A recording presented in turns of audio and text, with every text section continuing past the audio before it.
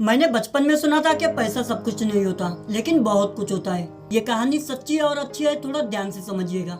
अगर आप पैसा कमाना चाहते हैं, अमीर बनना चाहते हैं, अमीर बने रहना चाहते हैं, दोस्तों दुनिया में किसी भी इंसान के द्वारा फाइनेंशियल फ्रीडम हासिल करने के लिए उसकी फाइनेंशियल एजुकेशन का मजबूत होना बहुत ज्यादा जरूरी है। रॉबर्ट कियोसाकी नाम के इंसान की ये कहानी है, जिन्होंने अपनी खुद की लाइफ स्टोरी पर आधारित एक किताब लिखी। उस किताब का नाम है रिच डैड पुअर डैड। इस किताब में वो अपने दो पिताओं के बारे में लिखते हैं, जिसमें उनके एक असली पिता, जिनको उन्होंने किताब में पुअर डैड का टाइटल दिया है, और दूसरे उनके मुंह बोले पिता, जो कि असल में उनके दोस्त के पिता है। सिर्फ 8वीं क्लास तक पढ़े हैं, लेकिन फाइनेंशियल एजुकेशन स्ट्रॉन्ग होने की वजह से वो अपने शहर के सबसे बड़े और सबसे अमीर बिजनेसमैन में शुमार है। और किताब में उन्होंने उनको रिच डैड का टाइटल दिया है। जब वो 5th क्लास में पढ़ते थे, जिस स्कूल में वो पढ़ते थे, तो वो वहाँ देखते थे कि अमीरों के बच्चे आते थे, उनके साथ उनके माता पिता, उनके पेरेंट्स आते थे महंगी गाड़ियों में उन्हें छोड़ने के लिए। उन बच्चों के पास में महंगे आइटम होते थे। रॉबर्ट के जो फादर थे वो एक टीचर थे, अच्छी पढ़ाई की थी लेकिन कम कमाते थे। रॉबर्ट ने कहा कि मेरे डैड तो पुअर डैड है। रॉबर्ट एक दिन स्कूल से घर पर गए। परेशान होकर वो यही सोचते हुए जा रहे थे कि मेरे पास में ये सब चीजें क्यों नहीं है, मेरे पापा कार से छोड़ने क्यों नहीं आते। घर जाकर अपने पापा से कहा कि अमीर कैसे बन सकते हैं, तो उनके पापा ने कहा कि यूज योर हेड, अपना दिमाग चलाओ। वो छोटा बच्चा अपने दोस्त माइक के पास जाता है और उससे कहता है कि आओ थोड़ा पैसा कमाते हैं। आसपास के एरिया में जितने भी टूथपेस्ट की खाली ट्यूब थी उसको लेकर आए। स्टील के बर्तन को गैस पर रखा, गर्म पानी जो था उबलने के लिए छोड़ दिया और उसमें उसे डाल दिया और कुछ कोशिश में लगे हुए थे। उतने में रॉबर्ट के रियल फादर आते हैं और डांट कर कहते हैं कि बच्चों ये क्या कर रहे हो। रॉबर्ट कहते हैं कि पापा हम मनी कॉइन बनाएंगे, सिक्के बनाएंगे। पिता उनसे कहते हैं कि ये इलीगल है, ये नहीं करना चाहिए। फिर रॉबर्ट को लेकर बैठते हैं और उनसे कहते हैं कि बेटा, उस दिन तुमने मुझसे सवाल किया था कि पापा अमीर कैसे बन सकते हैं। वो कहने लगे कि मैंने मेरी लाइफ में पैसे के बारे में कभी सोचा ही नहीं। एक नौकरी के बारे में सोचा और नौकरी करता रहा। पैसा कैसे ज्यादा कमा सकते हैं ये तो ख्याल ही नहीं आया। तुम्हारा जो दोस्त है माइक, उसके फादर बिजनेसमैन है। माना वो सिर्फ 8वीं पास है, मेरी तरह उन्होंने इतनी पढ़ाई नहीं की, सिर्फ 8वीं पास है, लेकिन वो तुम्हें बता सकते हैं कि अमीर कैसे बन सकते हैं। 9 साल का ये बच्चा माइक के डैड के पास जाता है और उन्हें कहता है कि रिच डैड, और उनसे समझना शुरू करता है। कहानी की शुरुआत होती है, 30 साल तक समझता है। फाइनेंशियल जो एजुकेशन है वो उनसे मिलती है और कमाल करके दिखाता है। रॉबर्ट कियोसाकी, जिनकी किताब है रिच डैड पुअर डैड। इस छोटी सी वीडियो में हम इस किताब की समरी आपको समझाने का प्रयास कर रहे हैं। बस मेरी एक छोटी सी रिक्वेस्ट यह है कि वीडियो को इन तक जरूर देखें। इससे पहले कि क्या सीखना चाहते हैं रिच डैड पुअर डैड से, मैं आपको बताना चाहता हूँ कि इसके जो ऑथर है रॉबर्ट टी कियोसाकी, उन्होंने इस बुक में ये भी बताने की कोशिश की है कि जो मेरे फादर थे, यानी कि जिनको वो पुअर डैड, और रिच डैड यानी कि जो उनके दोस्त माइक के फादर थे, उनकी सोच में कितना डिफरेंस था। बचपन में वो बोलते थे कि मैं सोचा करता था, कंफ्यूजन था कि रिच डैड की सुननी चाहिए या पुअर डैड की सुननी चाहिए, क्योंकि पैसों के बारे में दोनों का जो एटीट्यूड था वो बिल्कुल डिफरेंट था। हालांकि दोनों ही चाहते थे कि रॉबर्ट लाइफ में ग्रो करे। उनके पुअर डैड यानी कि रियल डैड जो थे, वो कहते थे कि हम ये नहीं ले सकते हैं, हम वो नहीं ले सकते हैं, लेकिन जो रिच डैड थे उन्होंने ये लाइन कभी कही नहीं। जो पुअर डैड थे वो कभी भी डिनर टेबल पर डिस्कस करना पसंद नहीं करते थे पैसों के बारे में, लेकिन जो रिच डैड थे वो पैसों के बारे में डिस्कस करते रहते थे। जो रिच डैड थे वो कहते थे कि तुम्हें अपने आप से पूछना चाहिए। मान लो अगर कोई चीज तुम्हें पसंद आ गई तो तुम्हें अपने आप से पूछना चाहिए कि इस चीज को कैसे ले सकते हैं। कई बार हम ये सोचते हैं कि मेरे बस की बात नहीं है और दिमाग को वहीं पर स्टॉप कर देते हैं, और दिमाग भी इस बारे में सोचना बंद कर देता है, फाइल वही क्लोज हो जाती है।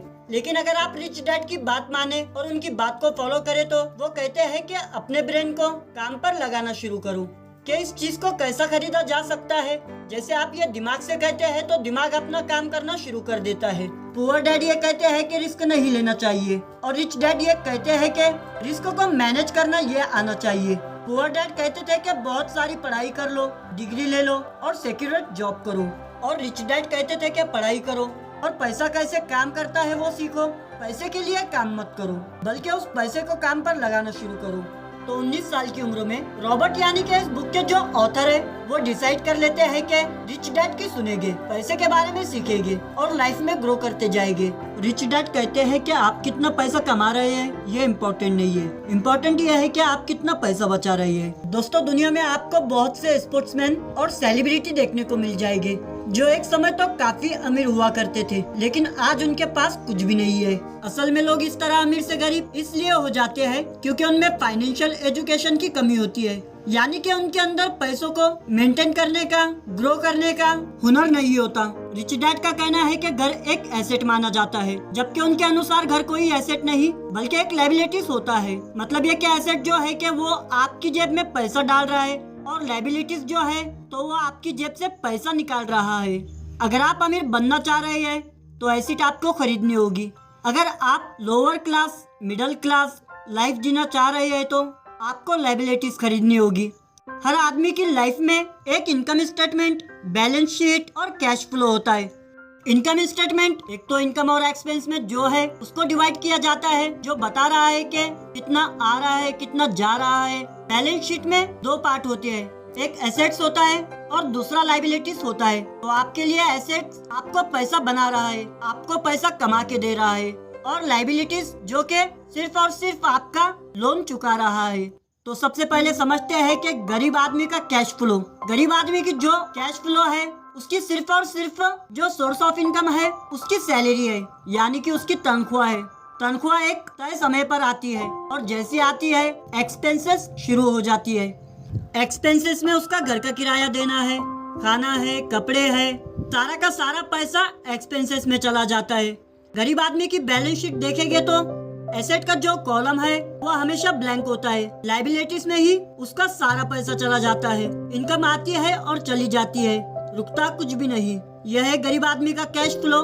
गरीब आदमी के कैश फ्लो और मिडिल क्लास के कैश फ्लो को अगर आप समझेंगे तो उसमें ज्यादा डिफरेंस नहीं दिखेगा, क्योंकि वहाँ पर भी एसेट का कॉलम खाली है। जो मिडिल क्लास लोग होते हैं उनका पैटर्न सेट होता है, शादी हो जाती है, उसके बाद में नए शहर में जॉब के लिए चले जाते हैं, वहाँ एक किराए का घर लेते हैं। एक किराए के घर लेने के बाद में उन्हें लगता है कि अपना घर होना चाहिए, फिर शुरू हो जाता है लोन। साथ साथ उस घर को सजाना चाहते हैं, इंटीरियर पर खर्च करते हैं, फर्नीचर अच्छा लेना है, दूसरा सामान अच्छा लेना है, कार अच्छी लेनी है। कुल मिला जुला कर जो लायबिलिटीज का जो कॉलम है उसको भरते ही चले जाते हैं। असेट का कॉलम पूरी तरीके से खाली रह जाता है। अब समझते हैं अमीरों के साथ उनका कैश फ्लो क्या होता है। अगर आप इनकम वाला कॉलम देखेंगे तो उसमें भी 3-4 चीजें हैं, सिर्फ सैलरी पर डिपेंडेंट नहीं है।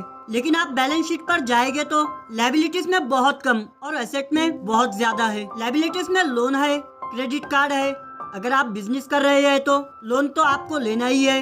एसेट की अगर बात करें तो वहाँ पर स्टॉक्स है, बॉन्ड्स है और भी बहुत कुछ है जिससे बिजनेस तो चलेगा ही। तो कुल मिला जुला कर जो अमीर व्यक्ति होता है उसका सारा का सारा ध्यान होता है एसेट वाला जो कॉलम होता है उसको बड़ा करने में, और जो गरीब है और जो मिडिल क्लास है उनको लगता है कि लायबिलिटीज है उसमें आनंद है।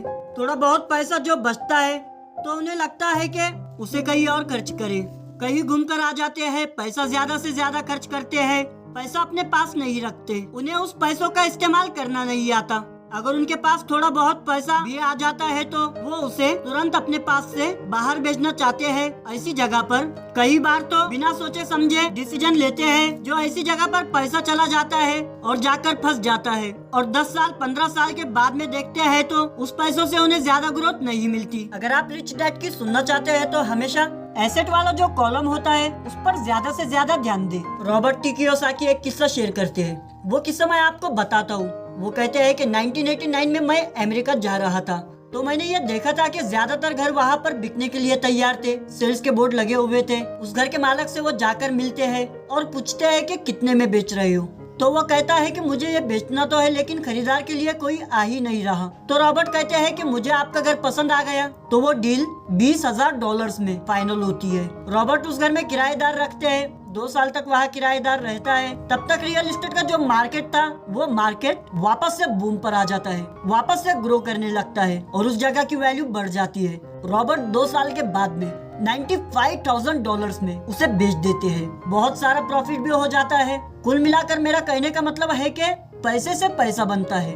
रिच डैड पुअर डैड में 3 कमाल की बातें बताई गई है। पहली बात ये बताई गई है कि अर्निंग पर नहीं लर्निंग पर ध्यान दीजिए, जो कि लर्निंग यानी कि सीखना जीवन की प्रक्रिया है और अनंत तक चलती चली जाती है, क्योंकि आप जितना सीखेंगे उतना कम है। फाइनेंशियल लर्निंग बहुत इंपॉर्टेंट है, क्योंकि गलतियां होती रहेगी, हर गलतियों से सीखिए और आगे बढ़ना शुरू कीजिए। दूसरी बात यह बताई गई है कि गलतियां उसी से होती है जो जीतने के लिए खेलता है। अगर आप जीतने के लिए खेल रहे हैं तो आपसे गलतियां होगी, गलतियां होने दीजिए और आगे बढ़िए। तीसरी बात यह बताई गई है कि पैसे के लिए काम मत करो, बल्कि उस पैसे को काम पर लगाना शुरू करो। बस दोस्तों, आखिर में मैं यही कहूँगा कि अगर आपको यह वीडियो पसंद आया है तो वीडियो को लाइक जरूर करें। हमारे चैनल को अभी तक सब्सक्राइब नहीं किया है तो कर ले।